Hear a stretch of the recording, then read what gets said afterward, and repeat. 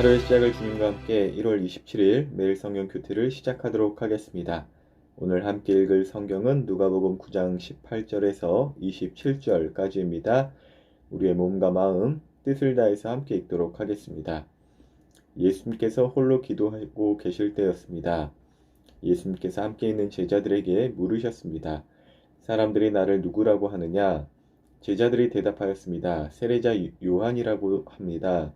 어떤 사람들은 엘리야라고도 합니다. 또 어떤 사람들은 옛 예언자 중에 하나가 다시 살아났다고 합니다. 예수님께서 제자들에게 말씀하셨습니다. 그러면 너희는 나를 누구라고 하느냐?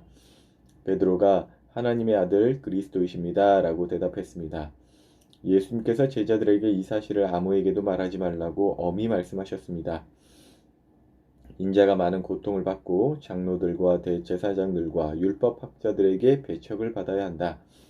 또한 죽임을 당한 후 3일째 되는 날에 다시 살아날 것이다. 예수님께서 모두에게 말씀하셨습니다.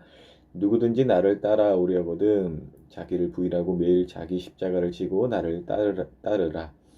자기의 생명을 건지려고 하는 사람은 잃을 것이다. 그러나 나를 위해 자기 생명을 잃는 사람은 자기 생명을 건질 것이다. 만일 이 세상을 모두 얻고도 자기를 잃거나 빼앗기면 무슨 유익이 있느냐? 누구든지 나와 내 말을 부끄러워하면 인자도 자신의 영광과 아버지의 영광과 거룩한 천사의 영광으로 올 때 그를 부끄러워할 것이다. 내가 진정으로 말한다. 여기 서 있는 사람 중에 몇 사람은 죽기 전에 하나님의 나라를 볼 것이다. 오늘 본문에서는 예수님께서 누구이신지 그리고 예수님은 무엇을 하시는지에 대한 내용이 나오네요. 베드로는 예수님을 하나님의 아들이시고 그리스도라고 고백해요. 우리도 그렇게 고백할 것입니다. 사람의 아들이 사람이죠. 멍멍하는 이제 개의 아들은 강아지겠죠. 하나님의 아들이라는 것은 스스로 계신 하나님이심을 뜻합니다. 그리고 그리스도라는 것은 예수님께서 우리의 구원자이시자 지도자이시자 왕이라는 고백이죠. 그런데 스스로 계신 하나님이라고 이제 고백하면서 저도 알게 모르게 제가 만들어 놓은 또 제가 생각한 어떠한 그 신을 하나님이라고 이렇게 생각하며 믿을 때가 많은 것 같아요. 근데 정말 그런 하나님은 없죠. 세상에 없죠. 무신론자들이 그러해요. 그러니까 무신론자들이 신이라면 이래야 하지 않겠냐, 저래야 하지 않겠냐, 그 있지도 않은 신, 그냥 너가 상상해서 만들어낸 그 신, 그렇게 딱 만들어 놓고 찾아보려고 하니 없죠. 그러니까 당연히 없죠. 정말 무신론자들이 생각하는 신, 사람이 생각하는 신은 없죠. 그러한 신이 없다라는 그 면에서 볼 때는 무신론자들이 또 어떤 면에서는 정답을 말하는 거예요. 근데 이렇게 이야기해주고 싶어요. 그래, 네가 생각하는 그 신은 없어. 그러나 스스로 계신 분, 하나님은 계시다는 것이죠. 그분이 바로 예수님이라는 고백입니다. 그러니까 사람들의 생각으로 이렇게 해야 한다, 저렇게 해야 한다, 예수님께서 그래야 된다. 근데 사람 말대로 그 원하는 대로 막 움직이면 그게 뭐 어디 신이겠어요? 그런 신이라면은 믿고 싶지도 않죠. 그리고 그 하나님의 활동, 어떤 하나님께서 무엇을 하시는 것, 그것도 또 우리가 막 우리의 생각으로 막 예상할 때가 있는 것 같아요. 근데 사실 하나님의 어떠한 정체성, 또한 그분의 어떤 모습, 활동은 정말 사람의 생각으로는 아무도 예상할 수가 없습니다. 그러나 기독교에서는 하나님의 그런 활동은 아무도 예상할 수 없다라는 말보다 조금 더 정확한 표현, 또 우리 스스로를 알게 하는 그 표현이 있어요. 그게 뭐냐면 하나님의 활동을 예상할 수 없었다, 하나님을 잘 모르겠다가 아니라 그 하나님이 싫다예요. 하나님의 그 올바르신 생각이 싫다. 또 하나님의 그 선한 활동이 싫다. 우리도 성경을 읽다 보면은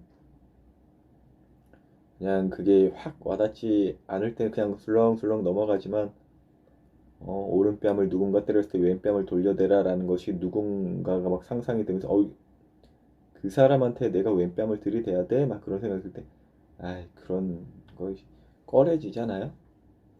여러 가지로, 뭐, 저나 우리 청소년 친구들이나 뭐 하나님 뜻이 무엇인지 모르겠어요. 뭘 몰라, 몰킨. 그냥 지금 이미 아는 것도 싫고 그런 거지 뭐.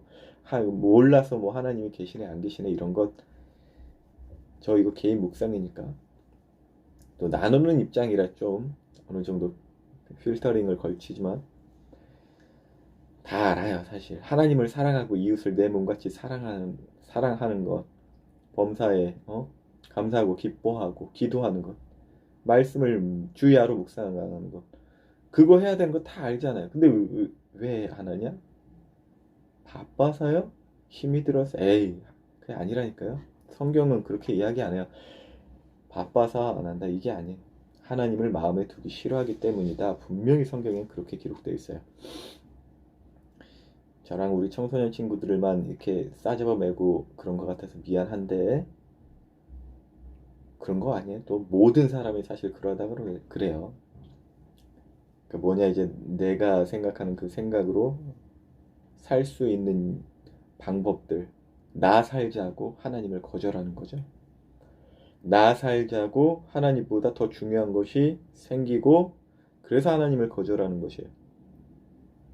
내 생각대로 만든 하나님, 그게 뭐겠어요? 곧 나라는 것이 신이 되어가지고 우리 생명의 삶 듣는 친구들은 요즘에 더 들어서 잘 알 거냐? 무법, 곧 내가 신이 되어, 내가 법이 되어 있는 것. 내 의견, 내 말 들어주는 게 이제 구원주의고 구세주의고 내 뜻 인정해주는 게 이제 하나님이 돼버려. 그래서 이제 막 베스킨라빈스 31 아이스크림 골라내듯이 하나님은 외계인 막 이라는 거 담아대고 하나님은 이래야 돼 막 아이스크림 통에 담아내서 골라 먹는 말씀도 어, 쭉 이렇게 뭐랄까 강해하듯 이렇게 쭉 나가야 되는데 필요한 것만 싹싹싹 골라서 여러분만 그런 거 아니에요. 목회자인 저도 그러한 유혹이 어마어마하게 많을 때가 있어요. 내가 생각하는 어떠한 이야기를 전달하려고 성경 말씀 요것 갖고 오고 저것 갖고 오고 그거 나열한다고 해서 말씀 뭐 설교가 성경적이네 그런 거 결코 아니거든요. 물론 그러한 목표와 타켓 어떤 하나님이 주신 마음과 감동을 전하려는 어떤 분명히 그러한 목적을 갖고 하는 설교도 분명히 있지만 기본적으로 성경을 쭉 처음부터 끝까지 쭉 읽어가면서 하는 것이 저에게 있어서는 좋은 것 같다. 그러니까 하나님 뜻에 맞춰서 살 수 있는 내가 살 길은 그거다라고 해서 저는 그런 식으로 이제 설교를 하는 거고. 근데 그런 식으로 막 교회를 막 교회에서 설교하고 또 그렇게 막 듣고 싶어 하고 그렇게 내가 하나님이 되어서 교회 예배 가는데 하나님도 없어. 어떻게 된다고 해요? 오늘 예수님 그런 식으로 나 살자고 내 생각대로 내가 하나님에 대해서 살면 어떻게 된다고 그래요? 자기의 생명을 건지려는 자는 잃을 것이다 라고 하세요. 근데 사실 이때만 이야기한 것이라 누누이 이야기하셨죠. 태초부터 너가 하나님이 되어 네 기준으로 너가 마음에 드는 것은 선한 것이고 너가 마음에 들지 않는 것은 악하다고 하는 그 일, 그 선악을 알게 하는 나무 먹지 말라. 먹으면 죽는다. 누누이 이야기하셨죠. 성경 일독 못한 사람도 창세기 한 5페이지까지는 1월 10일까지는 다 보통들 읽으니까 그거는 알잖아요. 모른다 핑계할 수가 없어요. 같은 예수님, 같은 성경책, 같은 교회를 믿고 읽고 다니는 우리 청소년들 생각에는 예수님께서 누구라고 생각하세요? 그분이 하나님이시고 구원자이시고 왕이시라면 우리는 어떻게 살아야 할까요? 사실 예수님을 어떻게 생각하는지에 대해서는 뭐 제가 뭐 간혹가다 이야기하자면 저는 뭐 말 그렇게 안 믿는다고 하잖아요. 어떻게 사느냐로 드러나는 것이지. 물론 입술의 고백도 아름답죠. 로마서에 보면 입술의 고백으로 구원을 받는다고 하는데, 그때는 그때 상황에 있어서 입술로 고백하자마자 삶으로 연결되는 것들이 많기 때문에 그렇게 하는 것이고, 예를 들어서 제가 제 아내한테 말은 사랑한다고 하면서 제 아내 말도 안 듣고 다른 여자 만나고 하면 저는 제 아내를 아내로서 생각하는 것일까요? 예수님과 제 아내는 결코 만만한 분이 아닙니다. 오늘도 평안한 하루 되시길 예수님 이름으로 축복합니다.